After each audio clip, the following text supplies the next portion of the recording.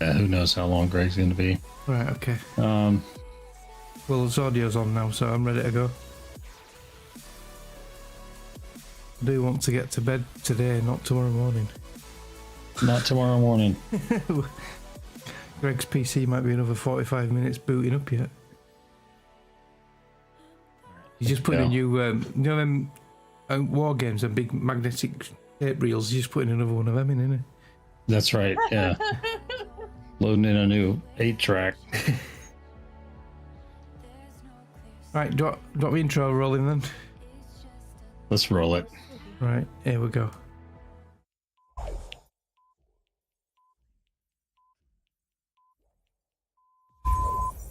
Good evening, ladies and gentlemen. Y'all are listening to the Overseas Connection podcast. Shut up and sit down. Here we go! Would you kindly? I think we're just getting started. Medic! I'm a witcher. I think this is more than you can handle. He sits on his ass all day. Let's do this. Hey, everybody. Welcome to episode 857 of your Overseas Connection podcast. I am not Greg DeLacy, Gamertag Murphy's Law. He is having to reload the reel-to-reel tape decks on his very outdated PC. And so we're going to just start without him. I am Chris Matthew, aka OC_CP Matthew on Xbox and Twitter, and they still call me Moose on Discord and Steam.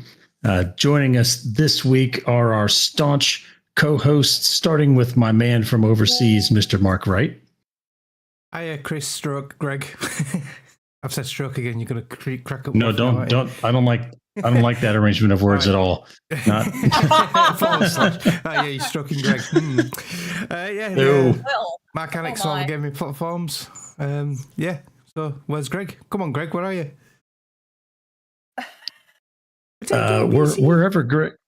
Wherever Greg is, it's a little bit less of a mystery of wherever Kim is in the middle of the United States. Welcome to the show, Kim.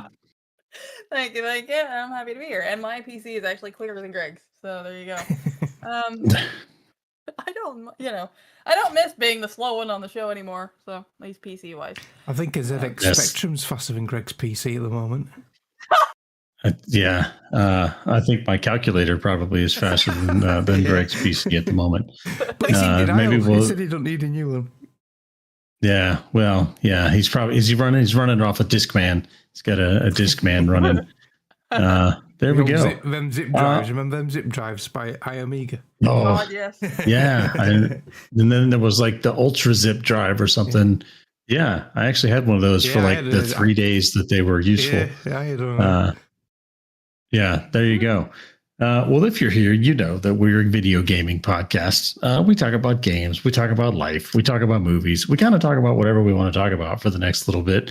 And for some reason, some of you show up to listen. So thanks for doing that. We don't have any community birthdays this week, so we'll kick it off with some famous birthdays. Happy birthday, the Wolverine, the greatest showman himself, Mr. Hugh Jackman, is 57 this week. And his workout regimen makes everybody feel bad. He's 57. Wow. 57. I wish I looked that good at 57. I wish I looked that good at 37. And I haven't been 37 for 10 years. And happy birthday to Kratos and Teal'c himself. Mr. Christopher Judge is 61 this week. And that brings us into our story time. If you would please, Mr. Mark. Everyone here loves story time, our favorite time of the day. All right. Well, since I'm just coming back, I guess I'll kick it off with story time. So I was out of town last week. Greg did try to throw some shade in my direction for somehow traveling when there wasn't any money to travel. The short version of it for those the short version of it for those of you who do not care about the intricacies of government funding is the trip that I was on was not covered by appropriated funds, aka taxpayer dollars. It was covered by Team funds. I was supervising some cadets as they were traveling to Waco, Texas, to run a half Ironman. And for those of you unfamiliar, that is a 70.3 mile swim, bike, and run race. So let's see. They swim a mile and they run a half marathon, which is 13.1 miles. And in the middle of that, they bike the rest. I don't do public math, but they bike the rest. Fast times are in the 3.5 to 4 hour times. So I was watching and cheering on, and I was tired just watching all of those people do those amazing things. But well done. Three of them got qualified for the World Championship. So it was nice. it was at least worth the trip. The U.S. government, anyway, is still not open for business. So here we are. I think we use this term shutdown because it's got a lot of shock value. What it really means is there's just no money, right? Budget like cuts. Congress is, budget, like 100% budget cut. There's just no budget. But the traffic lights are still on. Congress is still meeting. Society just generally is still functioning. So let's not panic. Let's not panic just yet, right? Just yet. Maybe in a week or two. Maybe in a week or two we'll panic. And then closing out story time for me. I have to ask myself, where did all these people come from? This week on this campus where I work is family weekend, which means all of the students are able to invite their families to come see the campus. They can go to class with them. It's usually a sellout home football game because all the families are here and the place is just crowded. And I'm an old grouch, and so I want all these people to go home so I can go back to living in my quiet little hamlet. Right? We all know what that's like. And then I just have to follow up. I did listen to last week's show. And since he's not here, I can give him all kinds of grief without any fear of retribution. Greg was talking about some Star Wars game where he was driving the two-legged walker and stepping on Ewoks. So the two-legged walker is not the AT-AT or all-terrain assault transport. It is in fact the AT-ST all-terrain scout transport. So come correct if you're going to be a nerd. And second, to my question that I asked the show last week about making evil choices, stepping on Ewoks is the most evilest choice that you can make. So that's my response to last week's show. There we go. Let's hop over the pond. Marks, what's going on in your neck of the world? Is your government is still functioning, right? At least barely. Well, yeah, if you can call it that. I don't want to get involved with our government. It's doing my head in. But yeah, I got a new gadget this week. So my you like gadgets? Yeah, my current TV. I've got a Philips TV because I like the Ambilight. I know you can get add-on LED strips on the back on most TVs, but the Ambilight one, it's more natural and it really works in sync with what's on the screen. But I've had it 4 years and it's Android based. It's been a good TV. The picture quality is really good, but it keeps rebooting itself and slowing down, bogging down. Even his sound quality. See, everything was going so well, and then. Since I have to ask though, Mark. So Philips TV as opposed to like a flathead TV, is that what we're talking about? Yeah. No, Philips a brand. Yeah. So this Android-based TV I've got, although it's really good, it just keeps rebooting itself and getting really slow. So when you press a button on the remote, it's as slow as Greg's PC. Really, it takes that long to respond. Maybe slightly faster. I'm that fed up of being at work and Jenny will text me and say, TV's gone off again, how do I put it back on? And I'm just fed up of telling her how to do it, so I bought a new one.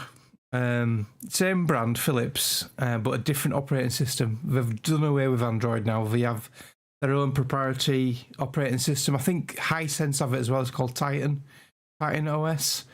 It gets good reviews, so yeah, I thought, sorry, I'm going to get one. Because last week there was 2 days Amazon Prime deals, and I got I got 50 quid off his TV. So yeah, it was a pretty good deal really. My old one was 50-inch. I've got a 55-inch now, so I've gone up a little bit. I was going to get a 65, but I measured it. It wouldn't fit in my new media wall I've built, so I had to get a 55. And this one's a QLED as well, so it's better quality. You got to build a new media wall. Yeah, yeah. Yeah, so yeah, I put that up Saturday and it works really well. And I'm really happy with it. So hopefully, no more Jenny ringing up saying my TV's gone off. How do I get it back on? So yeah, How did she say that again? yeah, I'm not repeating Don't. If she comes in the door, he's going to be sleeping on the couch for a month. So we got that. Good job she Yeah, don't listen to true. this. Isn't it? yeah, give him a break. Any other than new televisions and being bothered at work when the old television doesn't work? Yeah. Anything happening over there, Mark? No, I'm just really tired. Really tired. I've Just really been tired. all weekend. It's just been one of them weekends Oh, where easy. I just want to sleep all the time. It's been that bad. I've hardly played any Battlefield. So that's how bad it is. Nor I. Yeah, but you haven't bought it. Well, there we go. No, yes, you haven't bought it. So there we go. So while Greg is still waiting for his PC to finish rebooting, let's see what's going on in Kim's neck of the world. How's the poison ivy, or is it poison sumac? Whatever the hell it is, it's better, but my arms still look like I took a vegetable peeler to them. So yeah. So hence the sleeves today, so that way I don't unleash that monstrosity onto the world. And it looks like I, mangled myself. But thankfully that's all pretty much healed up. Now I just gotta wait for the scratches and shit to heal up some. But Kim, I think they call that cutting. right. That's kind of what it looks like. I swear to God, there was a couple of days, but it was itching pretty bad. And I'm like, I know I shouldn't be scratching this stuff, but Benadryl's not hitting it today. Other than that, Extra Life, we're finally kind of getting that going. It's kind of my bad. Usually I start before now, but for whatever reason this year I didn't get ahead of it like I normally do. But I made a couple of posts, so now I'm just gonna wait for the donations to roll in. So we'll see how that goes. And yeah, I kind of like Mark. I'm also tired, but Mark has nothing to do with the reason that I'm tired. It's just I'm a horrible adult. Oh yeah, I don't need to get that shit started. Hey, why is Kim and Mark both tired? No. Kind of weird anyway. No, I'm just a horrible adult and I'm not responsible, so I'll go to bed and I won't be tired, and then I'll read a book for like 2 hours, and then I'll go to sleep, but then I'll realize, hey, I gotta wake up at like 6:30, so then I'm still tired, so it is what it is. So other than that, that's pretty much it for me this week. How are you there? It is what it is. All right. Hey, I'm just a guest. I like this. This is I should do this more often. You should get a new PC is what you should do. I probably Right? should. I absolutely probably should, but just to anger the PC Master Race, I likely won't for a little while. Yeah, no, my PC. So I joined onto the Discord earlier, about 10 minutes out, and I couldn't get the audio. It wasn't recognizing my headphones, and so just like I'll bite the bullet. I'll just restart the computer, and I know that usually takes about 10 minutes. However, it was complicated by the fact when I went to do the restart, it told me I had a Windows update, which Windows updates, it's like, and it wasn't giving me the option to update later. It's like, no, you will do this now. So I was kind of like, well, see how this goes. And I think I needed 19 minutes all said and done if I looked at the timestamps properly. But anyway, needless to say, hence why I was late. Someone is in the back chiseling all the operating instructions on a stone tablet for Absolutely. your There are computer. hamsters and squirrels and mice. Takes 19 all working. minutes. Greg, you do realize 19 minutes for a reboot is not good. Oh, no, That's I like totally ZX realize that, Mark. Spectrum speeds and Commodore 64 speeds. In fact, they're probably faster. Just wait until it doesn't work, Mark. Wait until It doesn't wheels work. actually fall off. If it takes 19 minutes to boot up, it doesn't work. we have reached the point. We have reached Spend the all point this of money not on your working. Backyard, front yard, swimming pool, outdoor Yeah. kitchen, I enjoy those 8-foot things more than my closets. PC. potato PC. Yeah. Indeed. I enjoy those things more than my PC, though, I have to admit. So, speaking of things that you're spending money on that's not a new PC, tell us about the Halloween preparations, Greg. I'm always excited to hear about your Halloween We have not preparations. spent money on the Halloween prep. We're going with a skeleton theme. So we're utilizing all of the skeletons within our Closets. arsenal. Ah. But no, so we have several skeletons. I will take a picture and share with you guys. So I don't know if you're familiar with skeletons as skeletons go for Halloween prep, but you have typically two different types. There's the small skeletons, which these would actually be halflings, Kim. They're about 2.5, maybe 3 feet tall at best. And then you have larger skeletons, which typically are about, I think they're 5.5 feet tall. And then there's I should say there's a third version, extra large skeletons, which are like 12 feet tall. We don't prescribe to that. We don't have the room for that in our garage, but we do have several of both. So as I look out my window, we have a lost and found table with a skeleton in front of a lost and found table with a bunch of bones, hands, rib cages on it. And he's holding up a leg and he's missing one of his legs. And so we'll have a sign in front saying found it. And then we have 2 of the smaller skeletons. They are carrying like hunters. They have a stick with a bunch of dead bird skeletons on them. And so they're carrying them up to another skeleton in front of a little barbecue. And he is currently barbecuing fish with a cat skeleton right next to him looking up like it wants some of it. And then we have another skeleton sitting in a lawn chair with a ton of empty beer bottles and beer cans and other bottles, which slightly is damning to this family because those are all ones we have drank. But we're going to put out a sign in front of that saying, I'm just going to keep drinking until I figure women out. And then we're going to do a UPS skeleton delivering packages in front of our garage. So, yeah. Oh, and we have another small set of skeletons poking their heads up out of the ground. And one of the skeletons is basically doing kind of a Three Stooges poking the other skeleton in the eyes. Nice. Does your cat skeleton have ears? That's a good question. I don't know. I can't see it. Which obviously would not be realistic. I get that, but right. I don't know. I don't know if it has ears or not. It might. It's you see so many of these, novelty skeletons at the store, and they have things that are made of bones that are not actually made of bones when they're right on a real creature. Well, like the dog skeletons have dog ears. It's like you wouldn't have ears, or just a spider skeleton. Period. Right. Like right. Yeah. Right. We do have an octopus skeleton, which again, how does that work? That doesn't work. There's no such thing. It doesn't. We have a scorpion skeleton. Again, it would just be a shell. But anyway. Excellent. So excellent. So the Halloween prep continues. My guess is midweek this week will be done because it's going to start raining tomorrow and the next day. So we'll likely pull some stuff in that won't necessarily hold up to the weather. Just give all the skeletons little bone umbrellas, Bone umbrella. That's a good idea. And last night we went out, caught a cover band out at one of our favorite locations called Swabbies, which is this outdoor bar and grill right on the Delta. It's a great venue for just going and watching music. So when the weather's nice, obviously, when it's not nice, you don't go there. Who were they covering? So they were called Day on the Green, and it wasn't Green Day, which I thought they were going to do a lot of Green Day cover. But no, it was just kind of 80s rock. Okay. So Van Halen, Aerosmith, a little Led Zeppelin. Band, not tribute band. Yeah. Okay. Yeah. Okay. So, but it was good. It was a good time. And then last but not least, similar to Kim, Extra Life efforts started a little on the later side, but I got the post rolling.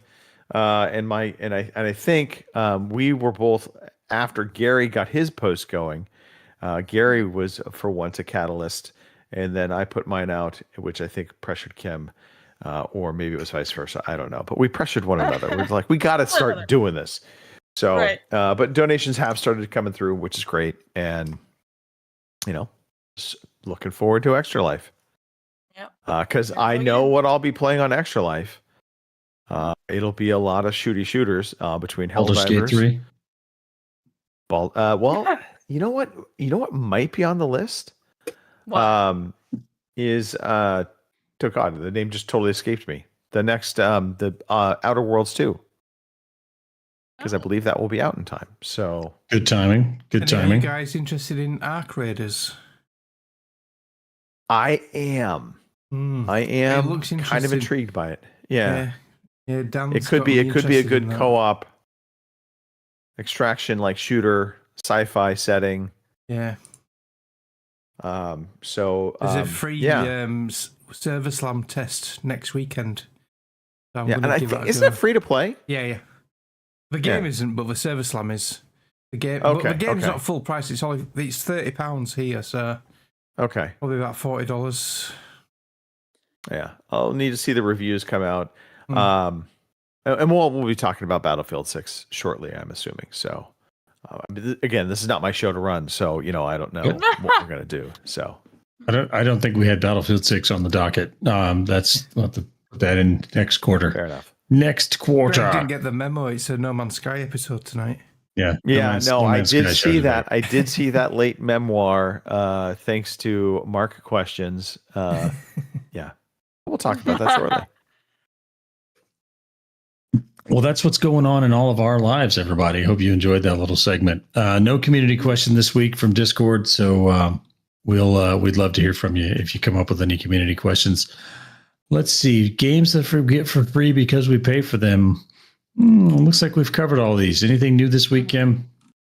No, not that I'm aware Nope. of. So All right. Well, then we get to our second favorite portion of the show, where we get to talk about what we've been playing. Mr. Mark, if you would. Today I feel like playing computer games. It's game time. So let's go to feel like Kim there- for the week. Real quickly, I feel like there was a community question that just got posted in the actual Twitch chat. Is Kim an alcoholic? no.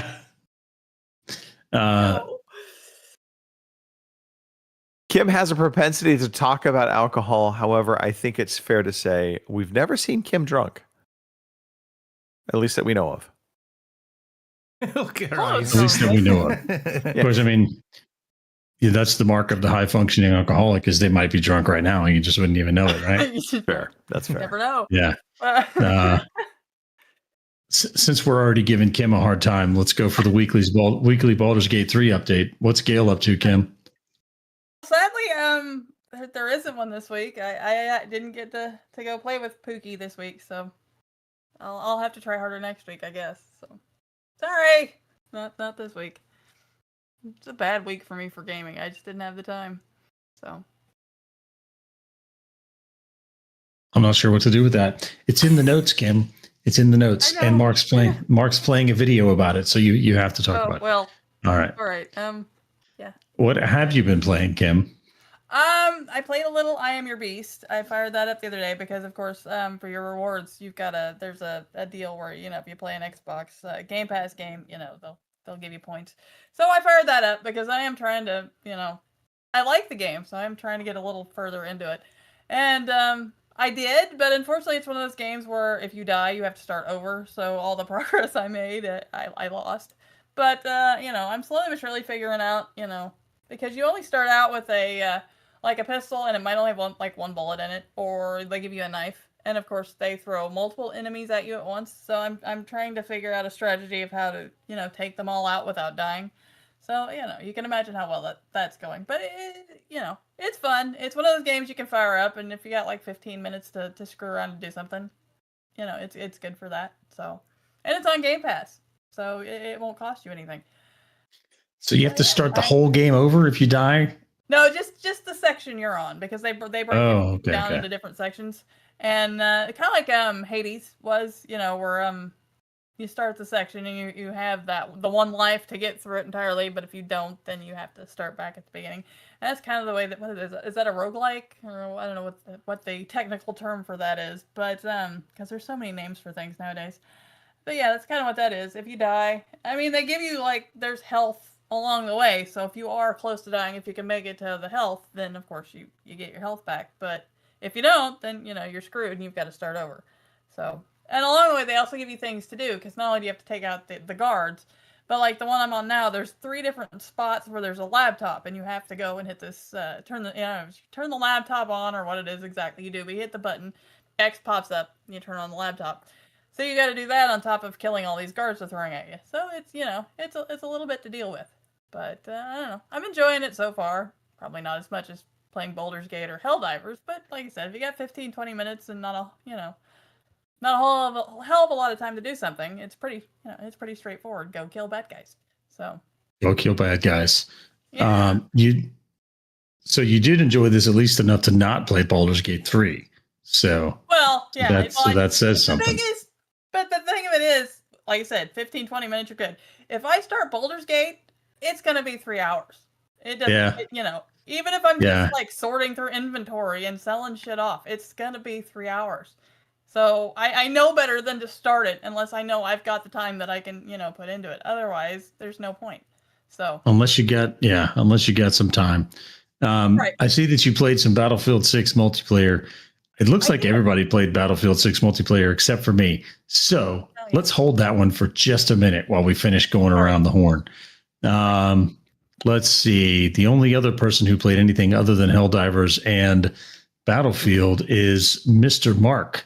So I think we talked briefly about this Deep Rock Galactic Survivor I talked about a couple of weeks ago. Yeah, and week before, yeah. So I keep doing a few missions.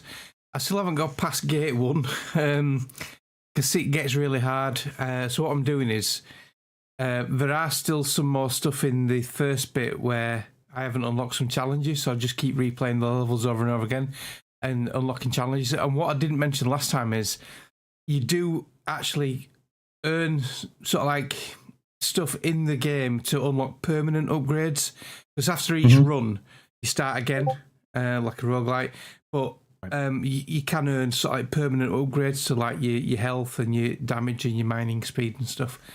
So I'm slowly improving my characters, then hopefully I can beat the Dreadnought twins on the last level of the Gate 1.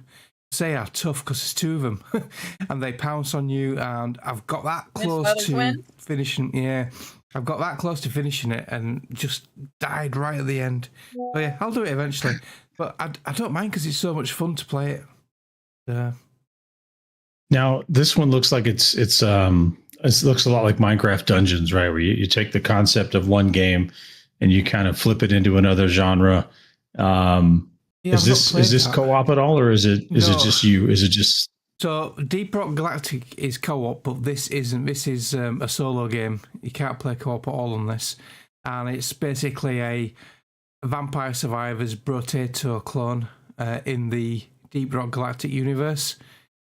But it's got pretty not to graphics. talk about. I do have a question, not to talk about rebooting things, but I will ask this question. So, like Vampire Survivors, when you died, you just instantly could like start back up again. Yeah. Does it have that kind of vibe to it as well? So it's just like you just jump right back in? It's not instant, you do go back to the menu because you can sort of like spend your upgrades. The rocks, what you mine, you can use them to buy permanent upgrades. So it gives you the chance to buy your permanent upgrades, but you can get back into a game really quickly. It's not as quick as like a single button press on Vampire Survivors, but yeah, it's pretty quick. Okay, because I know that was one of the really nice things about Vampire Survivors. You died, but you were like, okay, let's go again. Yeah, fire right back up. That's all I got. But, all right? Yeah, and I did allude to it last week that I'd bought this game again, but I didn't really talk about it, and that is No Man's Sky. So I bought this game when it first launched back in 2016, 2017 on the PS4, sorry. And I put 34 hours into this game and did a bit of exploring.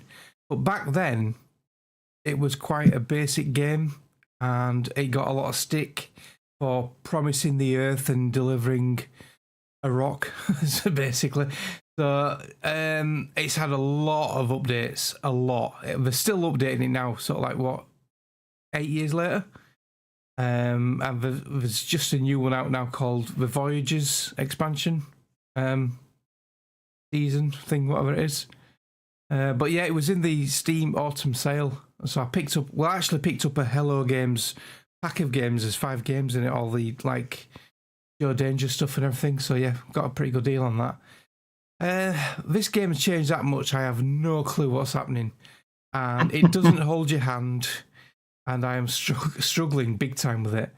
Hence why I'm asking lots of questions in the Discord for the No Man's Sky veterans, which is Chris, Panda, and Corzan. But yeah, I'm struggling a bit. And Gary's picked it up so quick as well. If Gary can do it, how the fuck can I do it? Well, I think he has the advantage of he's never played it before. So if you played it for 34 hours 9 years ago, you're not going to get the same on-screen instructions that he did when he played it, or that he is now. Everything it is like, and there's a lot to keep up with. Like there's no voiceover. There's no voiceover for anything. So you have to slow down. You have to read what each character is saying, at least for a little while. Eventually you'll figure out there's only so many things that they say. But yeah, it's and there's a lot of systems to manage. There's a lot. Kind of like Kim was talking about with Baldur's Gate 3. Like if I turn on No Man's Sky, I know it's going to be at least an hour of just going and going to my base and doing all the refining and crafting and everything to just kind of managing the basic systems. So I've finally I've made it to the anomaly now, and I've just done a mission for the Nexus, which is in the anomaly. So I've done one of them. There's weekly ones as well, isn't there? There's weekly and weekend challenges. I just did one of the easy ones to sort of like dip my toe in the water sort of thing. I had to go to a certain planet and they teleport you there, and I had to destroy some hazardous flora, plants. So yeah, that was interesting. Corzan, by the way, in the chat is saying he will happily join you in multiplayer. Yeah, and I need to do that. Yeah, he did mention though sometimes you need to step back and just collect shit. Yeah, which I am doing along the way. But yeah, this planet was sent me to. Fucking hell, it was just trying to kill you all the time. It was storm after storm after storm, and it was like getting temperatures of like 200-300 degrees C. But luckily, I've got the mining tool, so I just dug a hole in the ground and just went underground until the storm passed. Smart thinking. Survival skills. Yes. But yeah, so when I first played I was just going to ask, like, aside from kind of struggling to learn the game mechanics again, like, are you enjoying the game? You think you want to keep at it? Yeah, it's interesting. Yeah, and there's a lot of the new stuff. Like, they didn't have the nanites or the Quicksilver before. I don't think they even had the anomaly before. I never encountered it before, anyway. So it is basically like a new game for me. But yeah, it's interesting. I've upgraded my multi-tool a few times and my exosuit. I've now got some cold temperature protection, radiation protection, and I need to get some heat protection next. But you got to unlock slots on your suit and your multi-tool, and that needs credits. And I'm struggling for credits at the moment. You see all these players on YouTube and that they've got like millions and millions of units. We call them units, don't they? Yeah. So yeah, but I'm struggling for units at the moment. I need to figure out how to make some cash. Yeah, I can talk you through how to make cash, offline.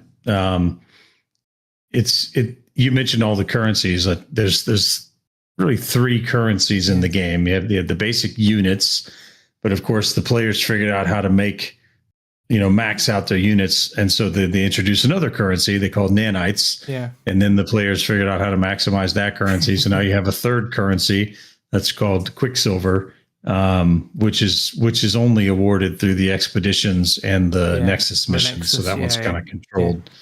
Yeah. But I managed to get quite it's been fun nanites, with. You can get nanites by uploading your data as well, which is new as well. So yeah, it's quite cool. Yeah. I hadn't played this game in several months. It's been fun with you and with Gary, learning it, it's kind of gotten me to play it again some more. So it's always kind of fun when there's somebody new to the game that you can kind of talk through what's going on. Yeah. Carzan's just put he's got 181 million. I've got 130,000. I have just over 3 trillion units. Oh, good God. So every time I go to a space station, I see this new multi-tool and I think, oh my God, I want that. That multi-tool's so much better than mine. And it's like 1.5 million or 2 million or whatever. And I'm thinking, There's jokes to be made right now, Mark, talking about his multi-tool. I'm just saying. I know, right? Multi-pass. Yeah, but I actually like this game, so I don't want to make those jokes. Oh, hey, I'm not making them. I'm just suggesting them. So also, because I played this on PlayStation last time, what I've noticed this time around is I've done a mixture of controller and mouse and keyboard. The flight controls with the mouse and keyboard is horrible. Yeah, I'm really struggling. And I've only just found out about doing the third-person view with a ship, which makes it a bit easier. That's a cockpit view, flying around with mouse and keyboard. Because wherever you point the mouse, that's where the ship goes. But it's quite a slow response to go, and then you move the mouse more, and it just like fucking dive bombs. Yeah, I might just use a controller for flights. I think I don't know. I need to experiment. Interesting. Yeah, I switched it to a mouse and keyboard because I found it the way the game works. I found it easier to fly with the mouse and keyboard. Yeah, but, I'll probably just have to get used to it. Each their own, I guess. Yeah, each their own, really. I found all it right. easier in third-person view. Yeah. I still fly. I like to fly in first-person view because you can see the controls moving around, and it's all that. I know, like Corzan. Yeah, there you go. I know Corzan plays this in VR. I haven't set it up to play it in VR yet. That sounds like it'd be pretty cool, though. And as much as we would love to have the No Man's Sky show, that it is a 9-year-old game. Again, Battlefield 6 multiplayer. We'll circle back around to that in just a second. Yes. Anything else on the list, Mark? No, that's it for me. Apart from Battlefield, Mr. DeLacy has a point to make. Well, actually, I forgot. I fired up Starfield. Ooh. So every once in a while on Twitter, I one of the accounts I follow, they do like Starfield ships. They'll show people's creations, and I still get a lot of those. And so it just inspires you to go in. So I'm like, you know what? I'm going to fire up. I'm going to go into Shipbuilder, and I'm going to make me a ship. Well, I hadn't been in since a few updates back. So the first update that I did notice was the map for the hub city locations vastly improved. So in the past, when I initially played Starfield, you open up the map and it gave you no information. Like you didn't know where anything was. You kind of just had to guess where things were at, and it didn't have like a legend on locations even when you found them.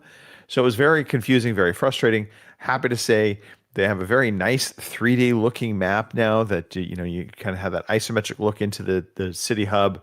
They show you where you are in relationship to the other locations, and they clearly identify all the different stores and hubs and whatnot that you can go to. So I was very pleased with that. Jumped right into shipbuilding. Holy crap, I forgot how to build a ship. That was my immediate response to this. I cleared out everything. I literally took one of because I had a couple ships in my armada, and so I just literally stripped one ship down to nothing. And I'm like, okay, I'm just going to build it back up.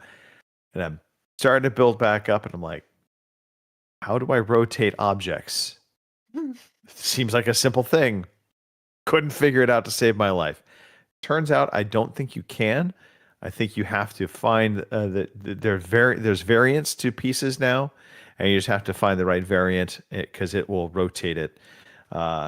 So the shipbuilding did not go terribly well because I got a little bit frustrated, and then I said, "Screw it, I'm going to go hell dive." But that's quite. I'm really going to come back to it. Yeah, I tried the expedition thing on No Man's Sky, where you build a corvette.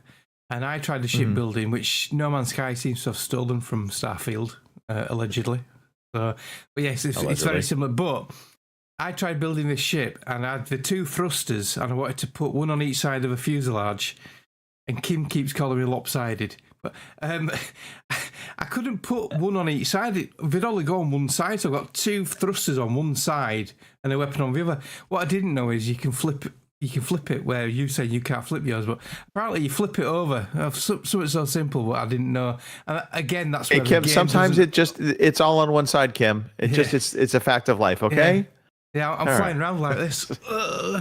So yeah, it just doesn't hold your hand. So yeah, so I gave up on that and I went back to the normal game. So yeah, fun story. Just to keep Kim laughing at me. I love shipbuilding, but I apparently am horrible at it. So smart. There's that. Also, we talked about like games you could jump in and jump out of. It's my one gripe on Helldivers, because I know if I jump into a Helldivers game, I have to set aside at least 30 minutes. If I don't, you're just not maximizing that jump in. And so that's my only beef with Helldivers, to be perfectly honest. Out of all of it, it's just the commitment. There's no easy, I'm going to jump in for 10 minutes and jump back out, just get a little taste in. You just can't do it. I mean, I suppose you could, but you're going to not really benefit from it. Yeah, you're not going to benefit from the good design.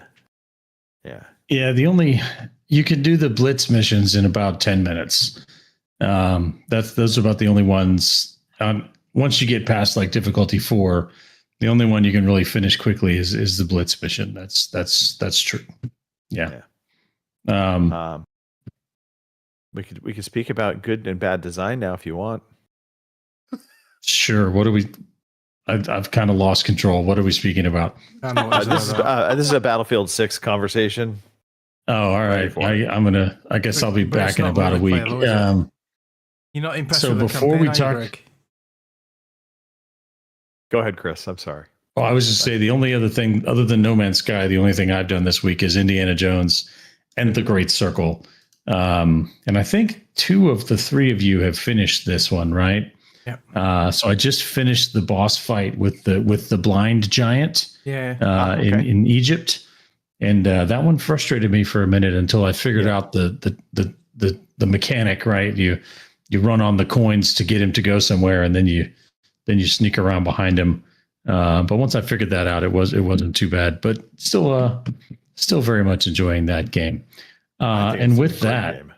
Yeah, it's a great game. I'll probably buy the DLC once I finish the base game, because it's been enjoyable, and I want to encourage them to make more similar content. Let's hear about bad design, Greg. Let's hear about it. So we're going to talk about Battlefield 6, and I elected to fire up the campaign first.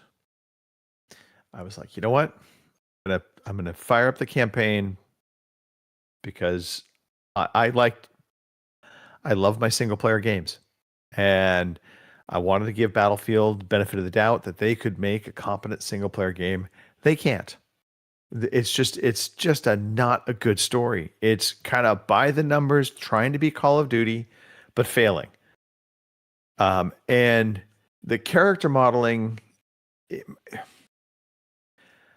Take a step back. One of the problems I think the Battlefield games have always had in terms of their single player, ever since Bad Company, they kind of went away from creating an actual single player narrative good story, and they've tried to, I feel like, utilize the multiplayer aspects of the game into the single player story in a number of different ways. Say it again? Call of Duty do that, though, with the crafting and everything.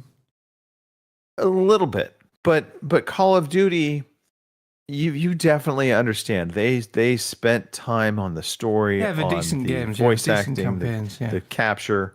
Yeah. With Battlefield 6, one, the character modeling of the characters is at moments really good.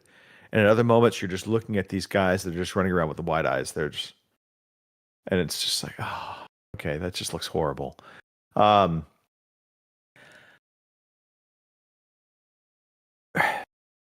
it's just a below average story. I mean, that ultimately, and they try to do the Call of Duty thing of taking you from action to action to action, but it doesn't feel genuine to what what Battlefield is trying to do. And so I just found myself just kind of rolling my eyes, because one of the things about Battlefield, they always kind of try to position their games as being the more realistic battlefield simulator, so to speak. And I know that's a stretch, but in terms of realism versus, say, Call of Duty, it definitely always felt like they were the game that tried to be that more realistic punch, and then Call of Duty was more the fantastical, over-the-top action movie. And Battlefield's trying to do that. It doesn't work. The story writing's bad. The voice acting is hit and miss. And I think really it's a lot of the supporting characters in dialogue as you're going through the mission is just bad. And so I just, I'll power through it. I'll play the campaign, but it disappoints me because, not Call of Duty all you want, but Call of Duty delivers you a really good single player, a really good co-op co-op play, and then a really good multiplayer. And Battlefield just consistently seems like they only give you the multiplayer. And and we'll talk about that in a moment, but their strength is the multiplayer. They fail on the single player pretty consistently. They don't deliver any kind of co-op play really outside of multiplayer. And so it just feels like a shell of a package in comparison, and it's still full priced, right there with a Call of Duty game. So disappointing in that regard. But I have more positive things to say about the multiplayer. So it seems like the last time I remember playing a Battlefield game that had a decent single player campaign was 2010's Bad Company 2. The Bad Company games had they were caricatures, but they were still interesting. And the story was pretty good. I think I'm trying to remember if it was Bad Company 2 or if it was Battlefield 3 had a pretty interesting co-op mode. It was only in teams of 2, and they had 5 or 6 missions you could do in co-op that were pretty good. I think it was Battlefield 3. I haven't played this at all, so I'm interested to hear what you all have to say about it. Yeah, so I mean, we can get off the campaign unless anybody wants to ask a question around it, but it felt very by the numbers. It's a paramilitary force that's gone rogue, that's trying to take over the world kind of story. And how long is the campaign? Do you know? How far are you in? I don't know, but I can't imagine it's going to be anything more than maybe 6 hours, 10 at best. Yeah. Which I won't knock it for that, to be honest. If it's good, like the Call of Duty campaigns, I have no problem with it being a little bit shorter, but it's very well done. But for this, it's just, I have no investment in the characters. And I could not tell you one character's name. I think one's called Murphy, actually. I take it back. I think the main character is Murphy. So I'm going to get off that. I'm going to say one more frustration and then we'll get into the good. I did notice when I went in, so you fire up the game and they give you kind of a, your start menu list of things you can do. And it's a typical EA online service game where it's like, go here to the campaign. You can go here for an introduction to Breakthrough and your tutorial stuff, the shooting range. And then you can get into the multiplayer stuff. And within that tutorial section, they had this thing it was called,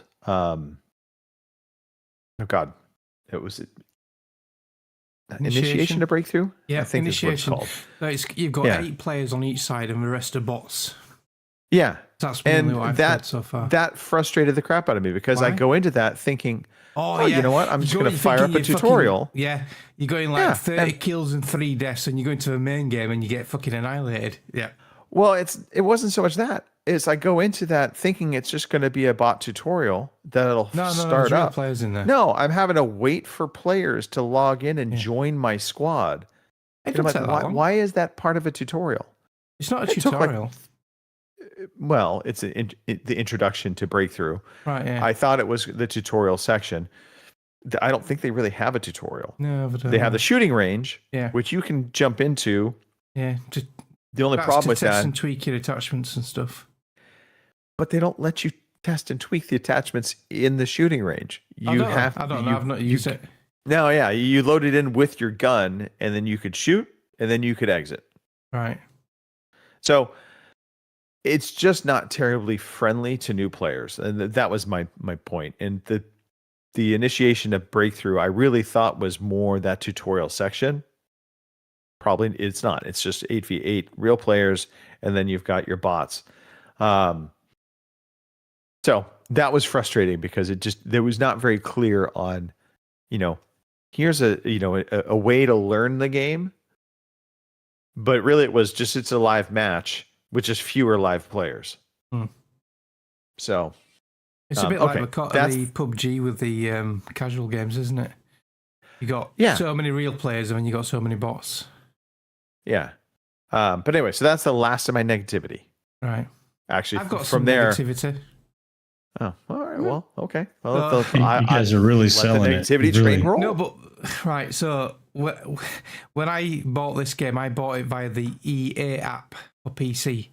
I could have bought it on Steam, could have bought it on console, but I went through the EA app. I got a 10% discount for Game Pass, and I thought I might as well just go direct to EA because it'll run better than going through another like launcher. So anyone who bought and pre-ordered on EA app couldn't play at launch. So what was happening is you install the game, you updated the game. The app on EA said it was all installed, but when you went into the game and selected the game mode, it said module not purchased or item not purchased, like the multiplayer or the campaign. And it says install files. You can click on install files. It takes you back to the EA app, but it's ticked out you've installed it. So I went online to look into why this was happening, and there were loads of people complaining about it. So apparently everyone who pre-ordered on EA app had this issue. Shit tons were refunding and then buying on Steam. But because it launched at 4 p.m. UK time, and this was going on until about 9 p.m. UK time. But luckily, well, not luckily, I was out Friday night, so I didn't get in while 8 o'clock. I tried playing the game just after 8 o'clock, and I couldn't play it. And after looking online, me and Jay were saying, oh, look, we're pissed off. It's fucking EA again. They fucked up a launch.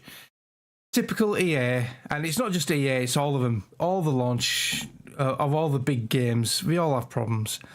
But me and Jay decided we'll wait and see how long it takes to fix.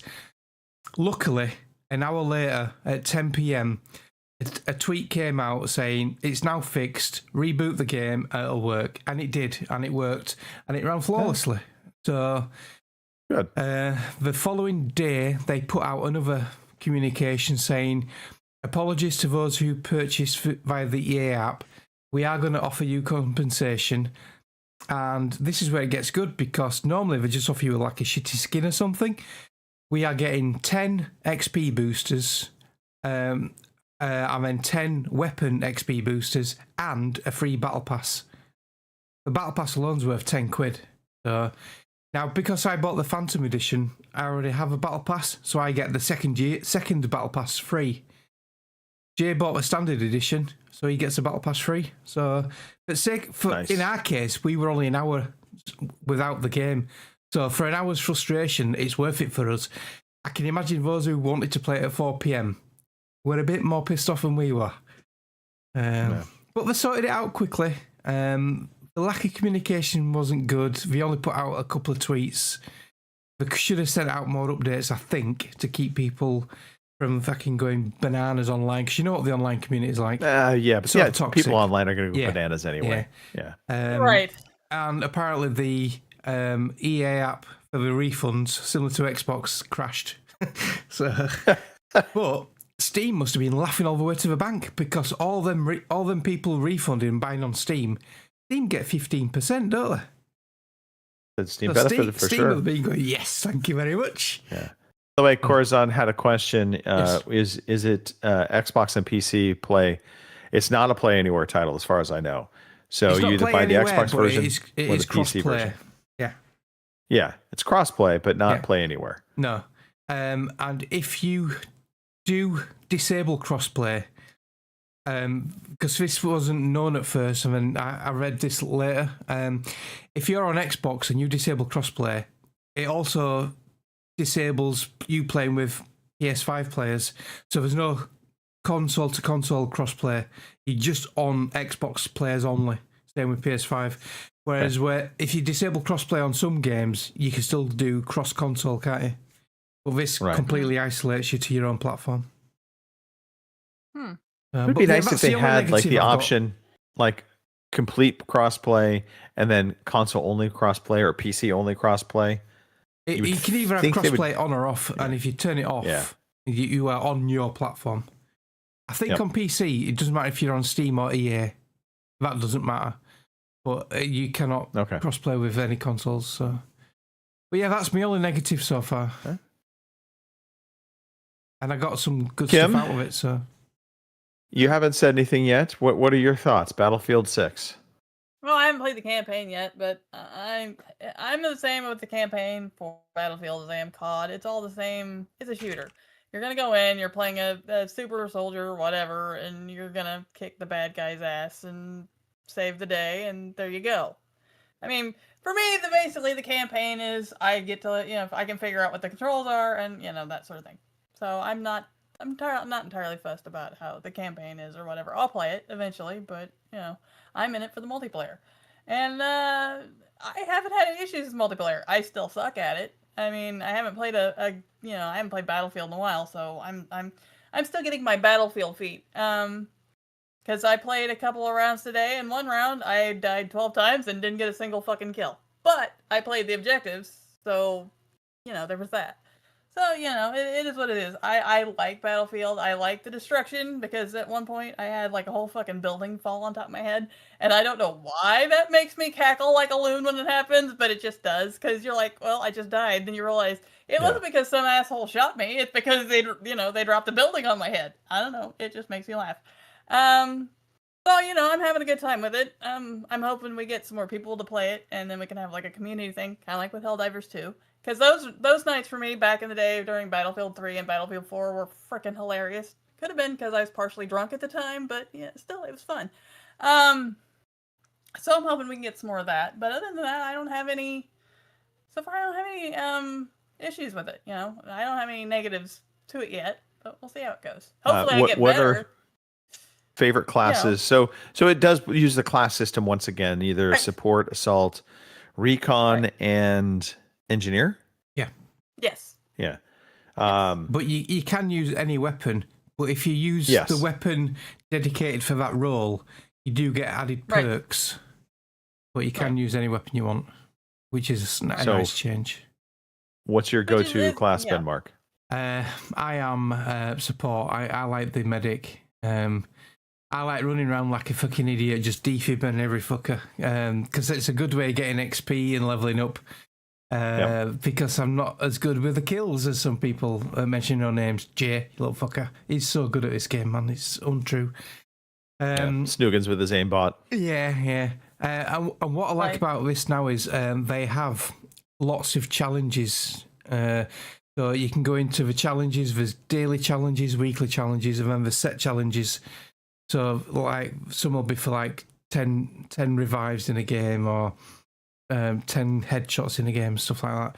And you get quite a lot of XPs for doing them challenges, and you can get boosters as rewards and skins and weapon skins. So yeah, it's quite a nice feature. Quite a good incentive to do certain roles as well and try different things. Kim, favorite role?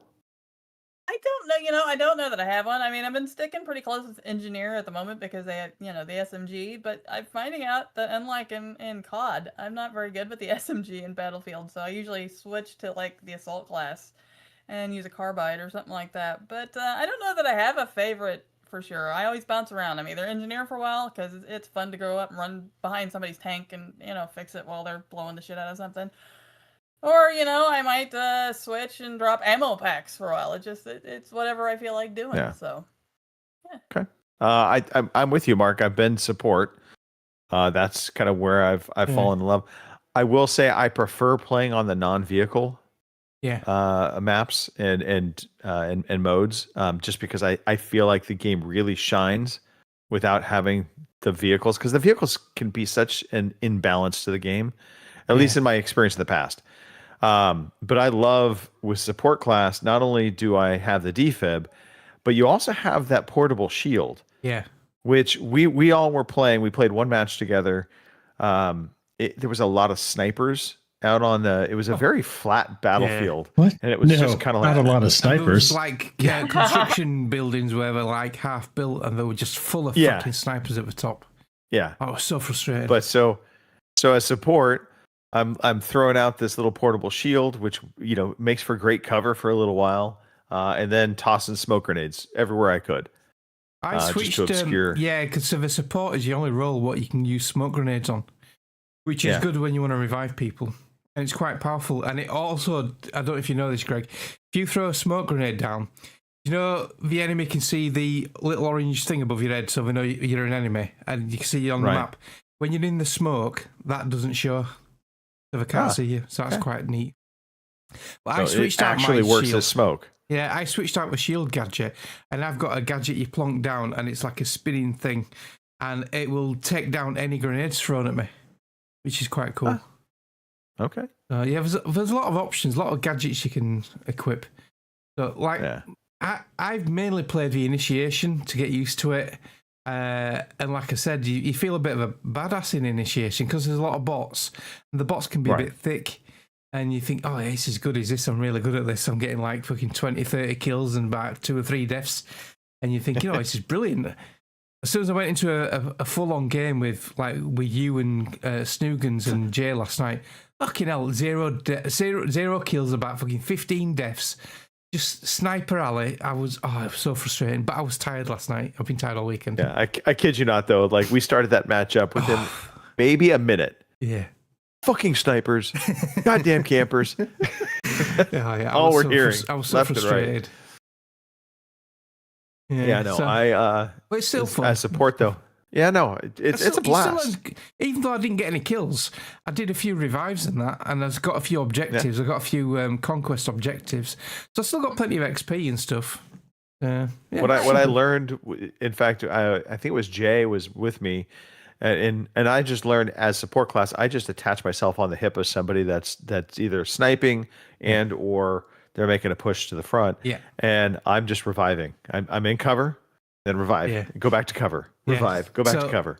The first few games I was playing on the initiation was with Jay, and he was running around as assault, and I was basically on his ass as a support.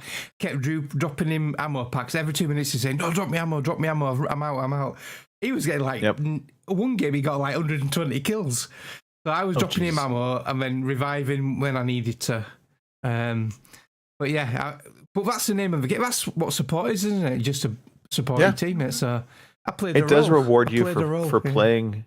Yeah, your role. I think engineer and support in particular get rewarded for playing their roles. Yeah. Assault and recon, I don't necessarily know that they have like a rewarding thing for their role. Maybe spotting on recon. So I've seen some videos where the recon players, you can earn a lot of XP by not even firing a shot.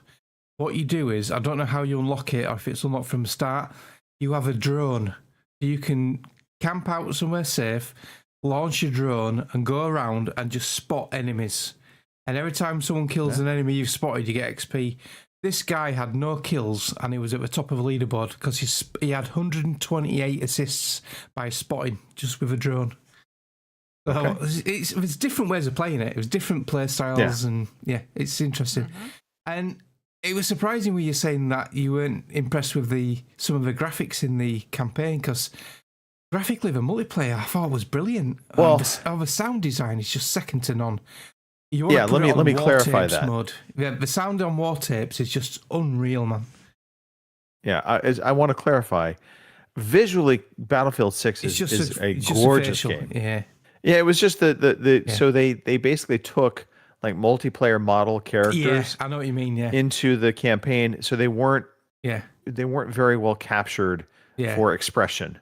It's They were like just I- walking around with that dead eye look. Yeah, And like it's I like, said okay. last week with the Modern Warfare 3 campaign when I finished that, the facial animations, it's basically motion capture because they look exactly like the actors, don't they? The motion capture on those characters was second to none. The campaigns were really good. So yeah, I get where you're coming from on that. Yeah.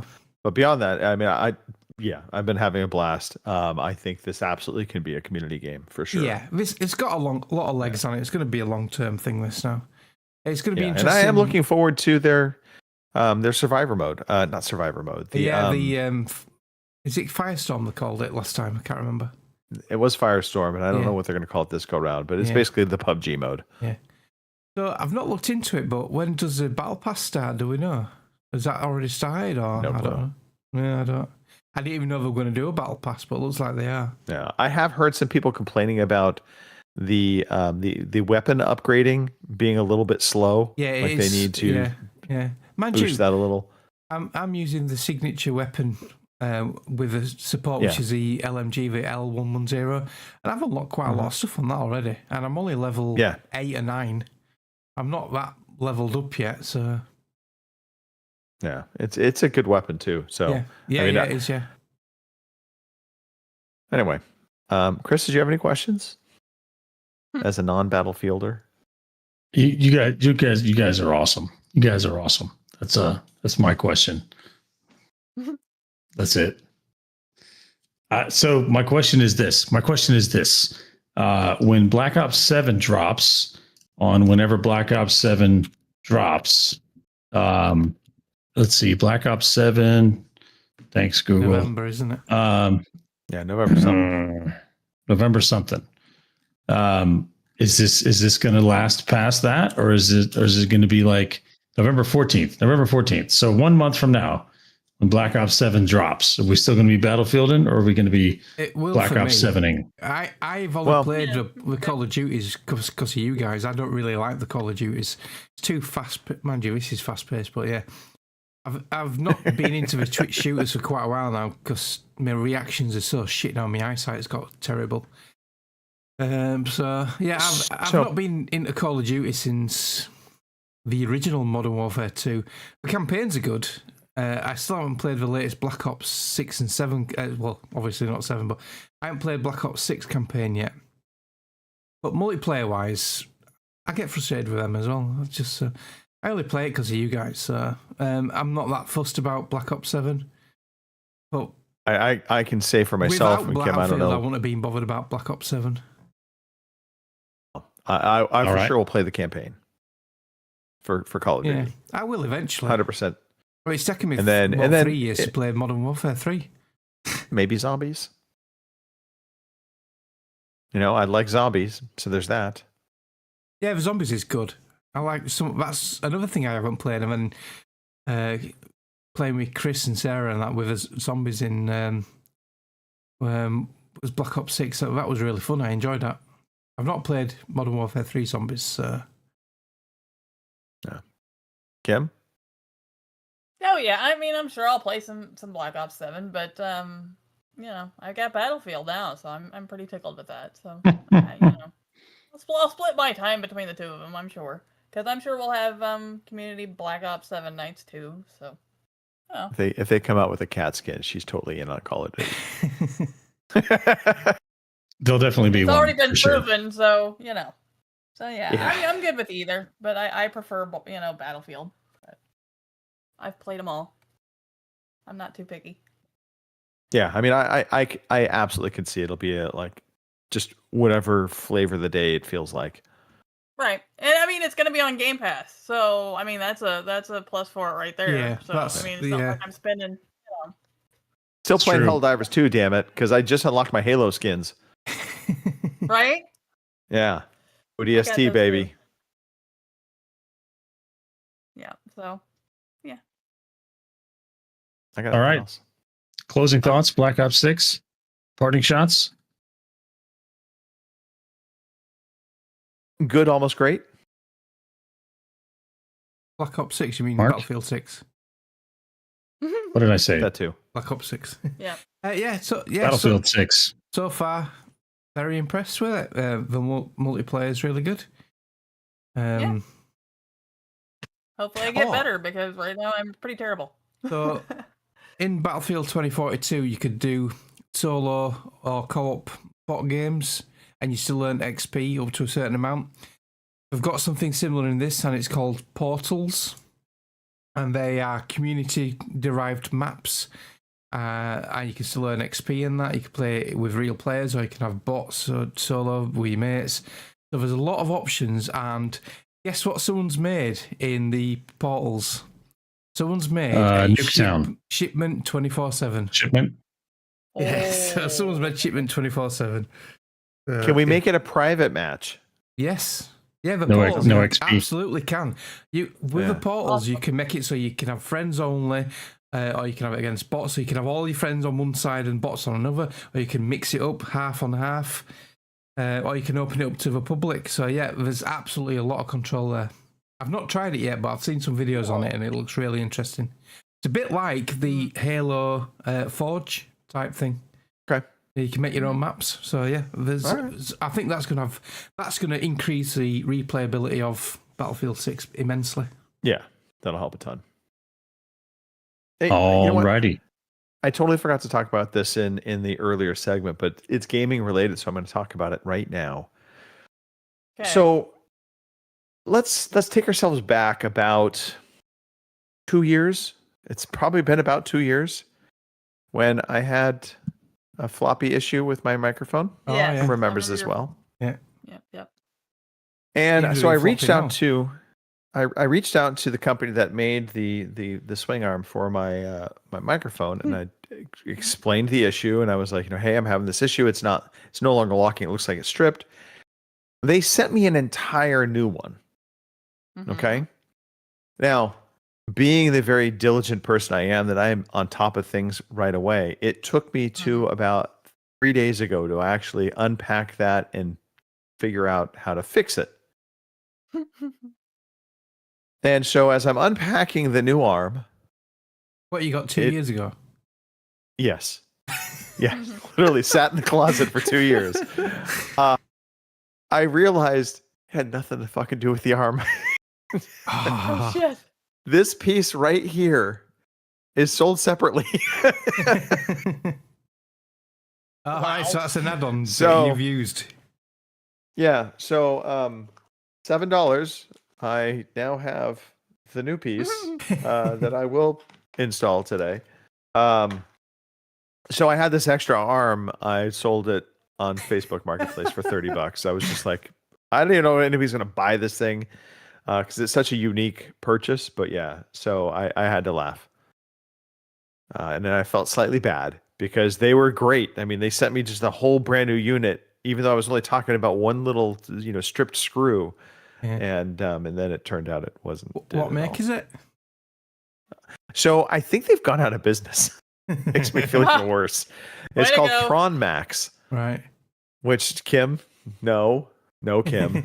But yeah, I've got a road one. I've looked. I don't see them online anywhere, but I see similar looking arms that are made by other companies with other weird names. So I think Chris has got one similar to mine. Is yours a road arm, Chris? It looks it. yeah, You know what? I have no idea. fair. I only I know have no because idea. it's literally written on the inside of the arm. Yeah, mine doesn't have any. It has a little logo, but I don't recognize What's that your logo. logo look like? Is it like a triangle? Yeah, triangle. Tron Max. Hmm. There you go. Prawn Like Max. a triangle with a little broken part of it. Yeah, it kind of looks like a recycling sign without the arrow. Yes. Yep. Yeah. That's Tron Yeah. Max. Out of business. Out of I business. probably Well, did they're still selling on Amazon when I bought this like a month ago. So Well, then um, maybe I just knows? Maybe or it was however just- long ago maybe it was longer than that. Yeah. This is A plus content, people. You can't get this anywhere else. If we're talking Prawn Max, we're I'm going to bring it all together right now. We're quizzing our brains about past purchases. There you go. So what we should do is quiz our brains with Chris. Yeah. It's time for the quiz. I'll try it again then. For some reason, I don't think that played. Anyway, So quiz time. Amazon thinks maybe they did go out of business and someone else bought up their stock because Amazon thinks that this is U shares, all one word. U shares is or maybe it's Greek. It says Usharis. I don't know. Yeah. Okay. Sorry, Thrawn Max. That's all right. Are we ready? Yes. That's all right. We're ready. I am totally ready. Totally ready. Back from the government shutdown, and ready for another quiz. So here we go. Wasting no time. Mark, you're up first this week. The first game for this week is The Division from 2016, and we're looking at the PlayStation 4 release. So you're get the first. Goodness, I fucking loved this game. I threw a sickie for a week to play this game. For me, it were a 95 for me, but critically, I don't know. I'm going to say 92 because it was a superb game. Mark's going to say 92. All right, Greg. Second word, The Division, 2016 on the PS4. PS4. So The Division, I also remember all the hype. I also remember some of the backlash when it was revealed you couldn't actually open the car doors for cover. You could just close the car doors. Yeah. Yeah. So that sounds game breaking. It was totally game breaking for closing so many car doors. Yeah. I'm going to say 88. I feel like it didn't quite hit the 90s levels, but it was close. Greg's going to say 88. All right. Which gives the final word to Kim. I'm going to say 85. Kim's going to say 85. All right. Everyone feeling generous today. First quiz back. It was 80. 80. Ooh, is that all? Wow. Boomer nailed it. The Division. Boomer nailed it. Right on the money. The Division 2, surprisingly, scored much better, reaching up into the 90s. But The Division, only 80 on the PS4. Car doors. Telling you. Car doors. It's like the next. The Last of Us knife blocks for Greg, in it. Car doors and knife blocks. Mm-hmm. Car doors and knife blocks. That should be the name of the show. Next country song. Up next. Again, Mark. Come on. Yeah, don't get him started again, Mark. He'll have to reboot his PC and we'll be here all week. There was no need for that, Chris. Next up, Stalker, Shadow of Chernobyl from 2007. And this is a PC release. And since Mark went first in round 1, Greg, you're up first in round 2. Now, Stalker is an acronym. Let me see if I can tell you what Stalker stands for. I want some guy creeping around Chernobyl and chasing ladies. It was not that. Stalker. It was not that kind of stalker. Code? You know what? It appears that I cannot tell you what Stalker stands for. So you're on your own. All right. Stalker in 2007, the PC. So this is pre the upgraded version that we just saw. Oh, that was Stalker 2, though, wasn't it? That just came out. But they did do an upgraded version of Stalker, but I think it was just like a higher resed version of it. But 2000, I'm gonna say 85. All right, Well Greg's in with received, but was just it was only PC as I recall. So it was only PC. All right, Greg's in with an 85. Kim, how do you feel about Stalkers? Don't like them. Let's see. I live in a small town, so stalking's a thing. I'm gonna say 80. Kim is going to say 80. And so the final word for round 2 goes to Mark. I've never played a Stalker game. shocking. Yeah, it is. Yeah. I have no clue. I'm going to say 74. Mark is going to say 74. Can I just point out how crazy it is that Mark has not played Stalker, given how much he liked like the game's Rust, and yeah. Anyway, okay, continue on. No, it's an excellent point. Everybody's pretty close that round. The actual score was 82. So still anyone's game. Lowest score is 177. Highest score is 190. So still not a lot of still room for anybody to catch up. Finally, we're going to jump way back in the Wayback Machine, and we're going to go to 2005's Half-Life 2, but we're going to go to the Xbox version. So Half-Life 2, of course, was released in 2004, but the console port came out in 2005, and so I'm gonna cheat a little bit on the 20-year rule.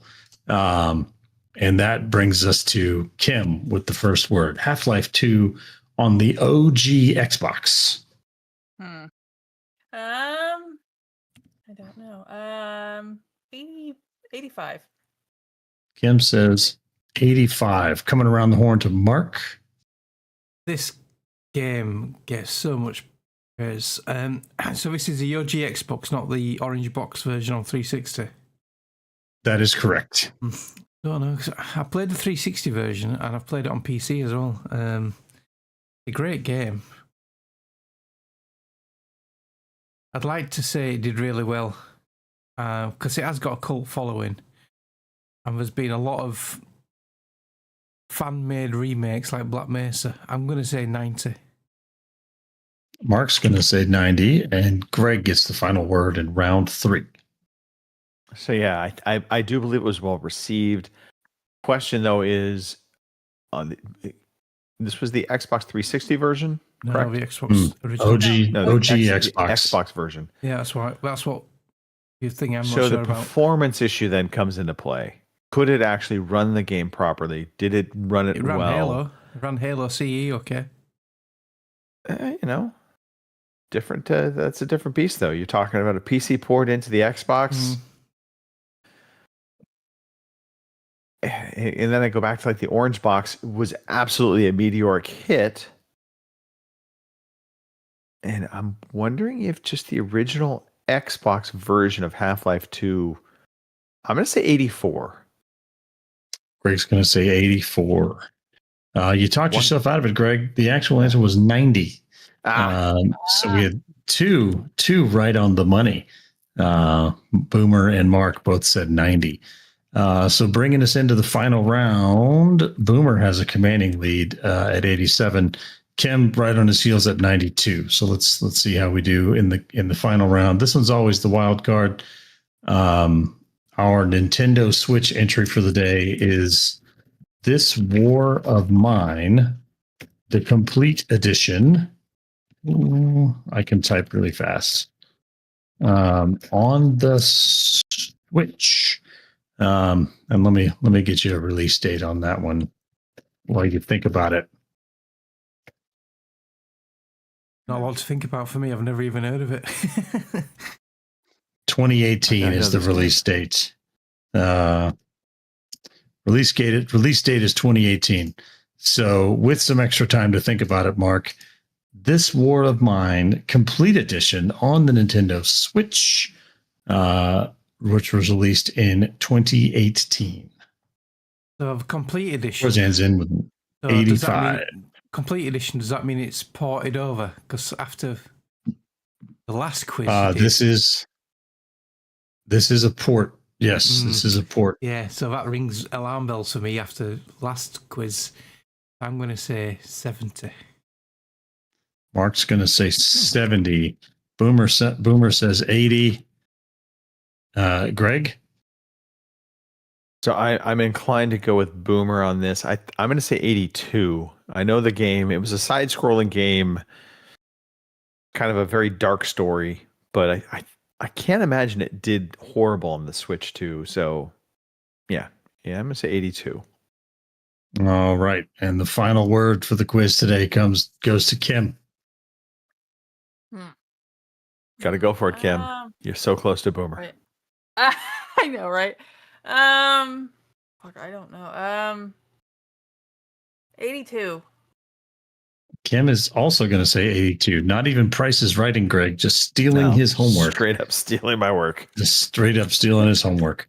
So if you were going to steal somebody's homework, you should have stolen Boomer's today because the correct answer was 80. Yeah, pretty sure Boomer has Metacritic just open on his computer right now while he's taking this quiz. It may well be. I think he got Stalker wrong on purpose just to throw us all off the scent. But yeah, he's got a Metacritic bot on his computer instead of an aimbot. But with a score of 7, resounding win for Boomer today. Nice, of Boomer, the hosts, nice. Kim takes home the win of the hosts with a score of 14. So well done, everybody. So you know what I forgot? Mystery theme. Anybody take a crack at the mystery theme? I think I know. Mark thinks he knows. The other thing I don't know about is this war of mine, but the other 3 are all to do with like viruses. Division had a virus on the money. Half-Life is a virus, zombie virus. Stalkers, radiation. So take that one step further. You're on the right track though. I'm gonna say apocalyptic societies born out of governmental collapse. Yeah, man-made weaponization of something. Chemical warfare. What do you think, Kim? Well, I was gonna say apocalypse, but that's pretty much all I've got. So because they're all very apocalyptic. So and they are. You're all on the right track. It is government shutdown. Government shutdown is the theme for the week. Total collapse of society. So there you go. Yeah, in the Division, a virus causes the government shutdown. In Stalker, you have the exclusion zone around Chernobyl where there's no government. Half-Life has an alien-controlled regime replacing failed governments. And I have to go back to the synopsis of this war of mine, but it's another like societal collapse, government shutdown theme. So there you go. Well done, everybody. Well done. You put together the mystery theme. So the question is, how many days did it take for those games to descend into the chaos that they were, and how close are we currently in the U.S. to getting the same result? We got a ways to go. Yeah, I think I actually was looking at this in U.S. government shutdowns. I think the longest one was like 6 weeks. So, I mean, nothing will really happen until senators get their paychecks impacted. Yeah. Actually, it looks like in 1977, we had like a 12 months where the government wasn't funded. So there we go. And we're all still here. Okay. The U.S. government, that is. I recognize there are 100 and almost 200 other governments in the world. So I am speaking about the U.S. government. Chris, it's okay. It's the only one that really counts. We can admit that. I mean, they don't count very well. They ran out of money. So you know what I mean? There we have it. That's the quiz for this week. We don't really know who's in charge of the show this week, so I'm letting you run the show, man. Because I came in late. I'm just another chair right now. I am merely just a fly on the wall that will answer questions. Just another face in the Hollywood squares. There we have. All right. Well, just one news topic for the week. The Switch 2. A lot going on. Quiet week. Oh, it's because it was Battlefield 6 release. They're like, we better not put a lot of news out this week. It's Battlefield 6. Plus, everybody's still mad about the price hike on Xbox Live. True. Yeah. Right? Switch 2 continues to break U.S. launch sales records, selling more in its first 3 months than the PlayStation 4.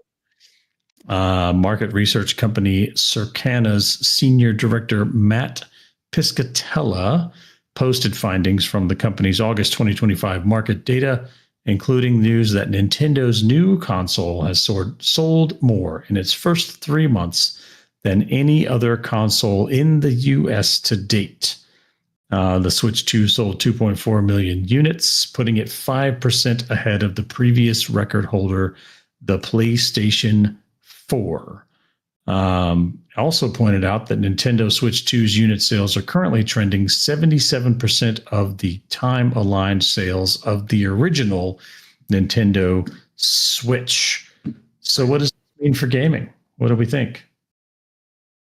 Portable gaming, I think it's going to... This is just further pushing Sony and Microsoft to also get into this space more than they already are. And I wonder if it's going to make Steam double down on their efforts for portable options. Mark, Kim? This comes to the sadness of the PC Master Race, but well, put your Xbox PC in your hands. Out, they've got the Ally X coming out soon. PlayStation, they've had the opportunity so many times to get into the handheld market, and then they'll release the hardware and then drop it after a couple of years. The PSP was a half-decent machine. The Vita was a great machine. I've still got a Vita. Yeah. The Vita's fantastic, but they just dropped support for it. And now they've got that Portal out, but the Portal's basically just an extension of your console where you can play cloud games on it. It's got no processing power as such, has it? So I don't know. If Sony release something now, I won't trust them because of what we've done in the past. I wonder if it's down to the type of games. Like Nintendo, and maybe I'm not understanding Nintendo because I don't play on a Nintendo system, but they tend to release the more what's the word? I don't want to use the word casual because they are some pretty good and pretty in-depth games, but family games, family party games. They're not too worried about making everything look super realistic. It's Mario Kart, it's Zelda, it's things that have they're fun and they're whimsical. Whimsical is the word I was looking for. Well, I think the word actually that matters most that you did say, Chris, and it is, I think, a specialty of Nintendo that I think Microsoft and Sony also get a little lost on. It's fun.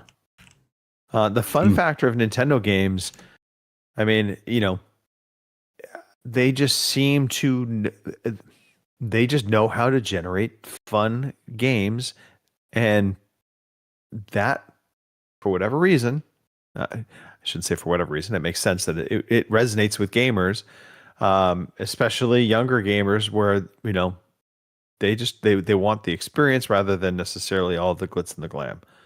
Mm-hmm. Mm-hmm. Yeah, everybody keeps going back to the Rogue Ally Xbox. I'm not sure I'm sold on it. I'm kind of interested in, I don't know why the mobile phones haven't taken over, right? Like everybody carries a 4K screen in their pocket. On my phone. I don't know if it's a screen size, but I just cannot play a game on my phone. Especially with touch controls on the screen. Like the Steam Deck is a smaller screen, but at least you've got the sticks and the buttons. Mm-hmm.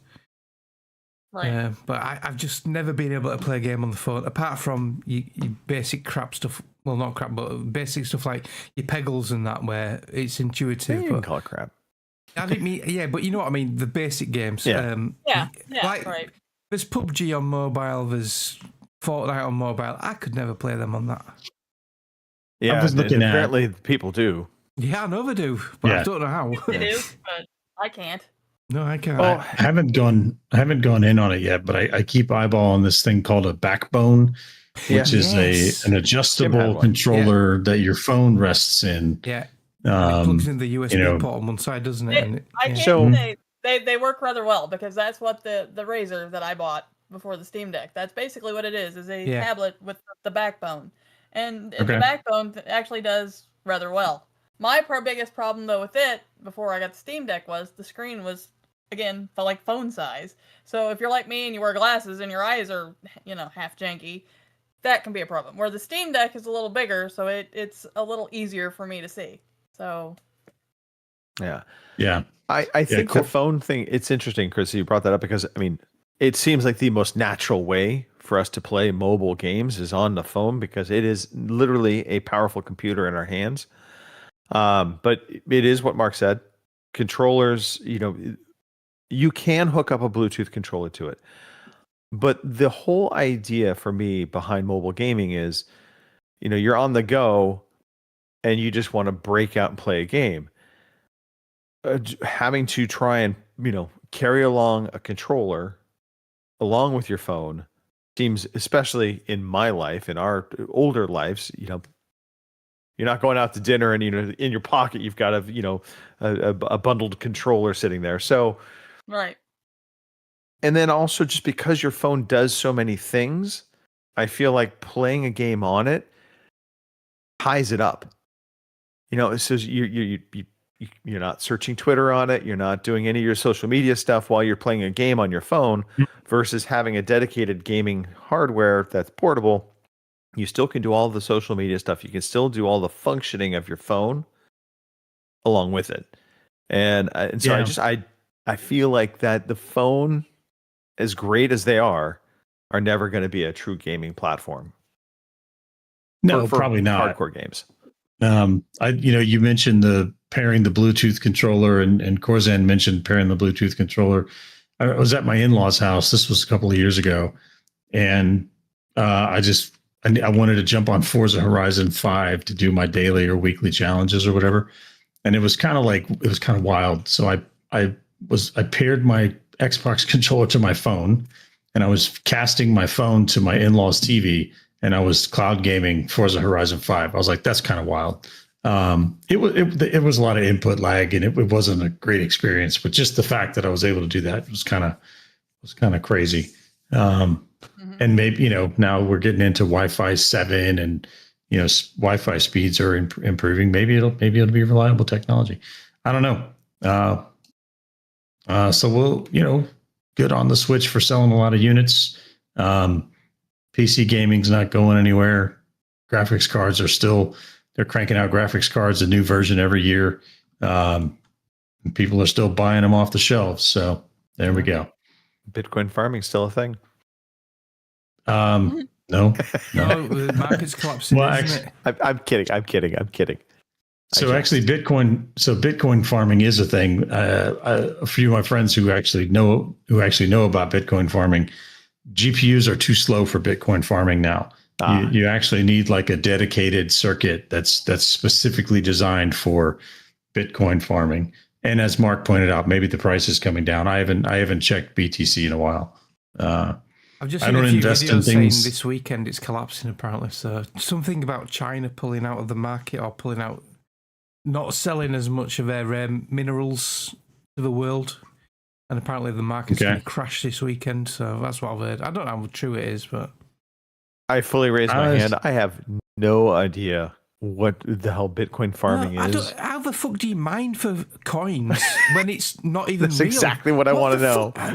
You see all these, like when it was in its heyday, all these fucking millions of graphics cards all lined up, all hooked up, mining for Bitcoin. What a little fucking dwarf going, do hi ho, trying to fucking find coins or something. What the fuck?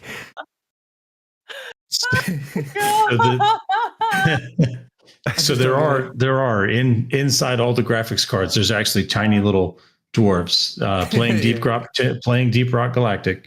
And every time they finish a mission, there's one new Bitcoin is generated. We've all seen Viva La Dirt League, haven't we? There's one where Rowan's in the shop and he's got is in the back and he's hitting graphics cards with hammers And Adam goes up to him and says, Rowan, what are you doing? He says, I'm trying to find these bitcoins. So he's just smashing graphics cards to pieces. Oh my gosh. Well, the Bitcoin could crash a long ways and still be it's 115,000 US dollars for one Bitcoin right now, which is just insane for a thing that doesn't even really exist. But there you have it. But how do you farm for one? That's what we want to know. So the short answer is the computers are numerically solving very complex math problems. And every time they generate a unique solution to the math problem, it generates a new Bitcoin and adds to the blockchain. And then that gets registered with the worldwide blockchain network as a new Bitcoin. There's Rowan mining for Bitcoin with his with his rubber mallet. You can tell how old he is. It's a 1080. 7 years ago. And so that's how mining for Bitcoin works, and that's why you need the GPUs, because they just have massive computing power to be able to crunch the numerical algorithm over and over and over again until they find a solution. You know, it's funny. Chris gave us the explanation, and I still have no clue. Well, I don't even really I just told you what I know. I don't really know what that means, but that's why I don't invest in Bitcoin. I don't invest in things that I don't understand. So I've probably missed out on making some money because I did not invest in Bitcoin. But there you have it. Good times. New releases. Do we have any new releases, Kim? We have a few. Yep. Yes, we do. Love to hear about them. Alrighty. All right, let's get this thing going. We have some new releases this week, and I'm going to tell you what they are. Spindle for the Switch and PC on October 13th. NASCAR 25 for the PS5 and Xbox Series X and S on the 14th. They're making a left turn. Right. They're always making left turns. Anyway, Just Dance 2026 for pretty much everything except PC on October 14th. Ball X Pit, which came out last week for consoles, is now out for PC on the 15th. Lords of Ravage for the PC on October 15th. Sounds like a romance novel or something, but what do I know? Nessus? I'm going to go with that. Nessus for the PC on the 16th. Pokemon Legends ZA for the Switch and the Switch 2 on October 16th. Reach for the PSVR 2, Quest, and PC VR on the 16th. Keeper for the Xbox Series X and S and PC on the 17th. It's also coming to Game Pass. And last but certainly not least, and oh my god, if Christmas shit could come fucking any earlier, but here we are, The Elf on the Shelf, Christmas Heroes for everything, coming out on the 17th of October. Really? Although I guess I shouldn't bitch too much, because here a while back there was one for Rudolph the Red-Nosed Reindeer, and I thought, oh my god. So, yeah, I'm one of those grumpy people that bitch whenever, Christmas shit starts showing up in, August. So... Me too. Gotcha. Yeah, I'm with you. Yeah. Halloween's not even here, and yet Christmas stuff is already in Home Depot, and it's like, no, come on. Yeah, no kidding. Here, what is it? Into August for September. Balsam Hills already running their Christmas tree commercials, and I'm like, are you freaking kidding me? So here we are. There's a large shop chain here called The Range, and they've had Christmas stuff in since early September, end of August, early September. Just takes away the magic, what Greg needs in his yard is he needs a skeleton baking a turkey with a Santa hat on. And maybe then you can just throw some hard candies out there and maybe a rabbit. You just leave it up all year. Fireworks. Skeleton turkey. Yeah. Skeleton, a turkey skeleton. Yeah. Yeah. A turkey skeleton. Hey, 100%. Okay. Yeah. There we go. Well, we're coming to that time where we're going to ask you to please come play games with us, because we like to play games and you like to play games, and we'd love to play some games with you. So, Mark, if people want to play games with us, when do they play games with us? We usually play on a Tuesday and Thursday night at 8:30 p.m. UK time, 3:30 on the East Coast and 12:30 on the West Coast, and about 2:30 for Kim's time. We have Fatal Fridays, which is usually 8 p.m. And then sometimes, occasionally again, at 8 p.m. Central Time, when all those UK people are tucked up in bed. And Chris likes to do he doesn't like to do a daily zombie thing because he's just deleted it. But yeah, if you see no any of us longer on likes at to any do that. time, just jump in, and I think there's going to be a lot of Battlefield being played over the next few months, and obviously when Black Ops 7 releases, there'll be some of them happening. Yeah, just jump in if you see any of us online and join the Discord. I feel like I need to mention in the future that you can also find a daily group playing Helldivers around lunchtime on the East Coast. So come and join the Lunch Divers if you have 30 or 40 minutes to spare to finish a Helldivers mission. Awesome. If you want to get hold of us, we do have an email address, ocpodcast@gmail.com. There might be a Facebook out there somewhere still. Yeah. Sometimes we look at Facebook. We do love it when we get reviews and likes and subscribes. It makes us just feel all warm inside. Find us on Podbean and come to the future. Join the Discord. I know some people want to cling to their apps that are spying on them, but come to the Discord. It's the future. And do support our brave Extra Life gamers who are going to go 24 hours straight with gaming to try to raise some money for the Children's Miracle Network. I'm aware of Kim, Greg, and Gary. If there's anyone else in the Extra Life Marathon, please let us know. Donate some pocket change if you got it. If not, jump in and play around with them. I'm going to kick us off. Shout out to Greg for coming back. Wait, Greg was here. Shout out to me for coming back. Shout out to college football for being exciting. We had finally a win in front of the home crowd here yesterday for the Army team. It's been a rough season for us.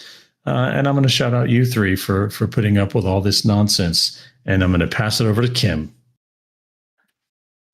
Alrighty, I'm going to get a roster of our Extra Life people as soon as my phone cooperates. But until that time, I'll shout our chatters. And that's been Corzon and Boomer. I think that's pretty much it for today. I didn't see Lord or anybody else peeking around. So Corzon, Boomer, thanks for dropping into our chat. It is much appreciated. Shout out to you guys as always, because, you know, this is my adult time, because normally during the week I either have children or cats, and, well, as nuts as that makes me sound, it is what it is. So you are like the adults that I get to talk to during the week. And I swear to God, if Extra Life has any more freaking pop-ups going on while I'm trying to figure out what the hell to do, I'm gonna throw I've got the roster up if you want me to read them out, Kim. Go for it, Mark! So we have, for the VG Hub team, we have Greg DeLacy, Gary DeFelice, Luis Raimondo, Anthony DeFelice, which is Gary's son, Kim Woods, Martin Chesworth, and Tony Smith, which is Kim's nephew. Yep. There we go. Well done to everyone. If you can help out, just drop a few dollars in them people, please. Please. Yeah. We would appreciate it. Or drop your account in there, whatever. Yeah, Doesn't have to be a few dollars. We'll take a few dollars, but Yeah. Who would you Kim, like to pass it to? anyone else you want to shout out? No, everybody have a good week this week, and I will pass you over to Greg. Fantastic. I'm going to beat Mark to the punch. I'm going to shout out my potato PC. Thank you for doing an update right before. And yeah, it is what it is. Someday I will get a new PC and Mark will be like, it's old. Probably. By the time I get a new PC, that new PC will be old again already. But a shout out to the three of you. Thank you for starting the show without me. Thank you for manning that crazy few moments. Just Extra Life. Looking forward to it. It's always a fun time. It is challenging, so we love the support from the community, whether it be monetarily or, as Chris said, come in and play games with us as we're doing our Extra Life. That helps a ton. Keep us awake. Yeah. Please. Tell us a story, not a nighttime bed story, but just come and talk to us. Yeah. Keep us and once midnight hits, I think Mark, you're going to get last word. Yeah. So I want to shout out to Greg's Hamsters for running like crazy, powering up the Potato PC. I want to shout out the people who have helped me with No Man's Sky. So it's Chris, Scott, who's Iron Panda, and Corzan, and a little bit of Gary. Yeah, thanks for the help. And also a shout out to Snoogans, Jay, and Greg for some wonderful Battlefield games. I'm sorry for shouting and getting angry at snipers. I was tired. I actually had an early It made night it more Saturday fun, Mark. night. It made it more fun, to be honest. Yeah. I shout and get angry at snipers when I'm not tired. So I'm with you. Yeah. I'm with you. Little and side shout out note. to you guys and the shatters. So yeah.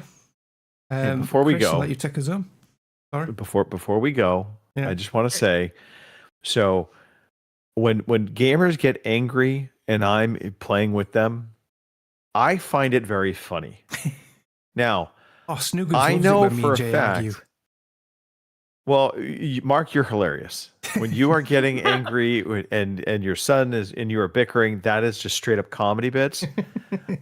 Way back when, Mr. Matthew, you had a temper a couple times online. I thought it was very funny. I thought you were doing a bit, but I'm pretty sure you were actually really pissed off at the game.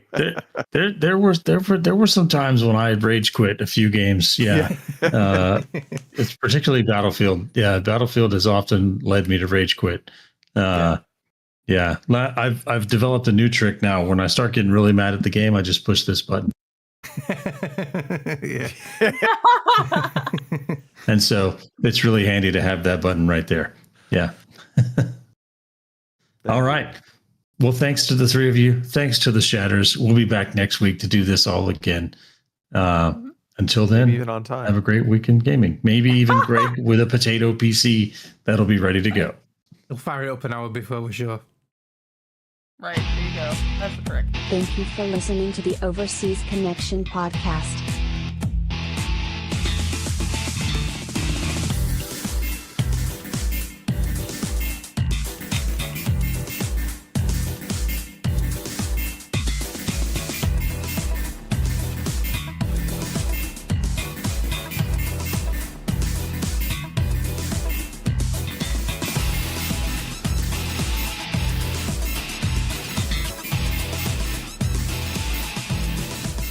See you same time next week. Love you, bye. Very nice. Love you, bye.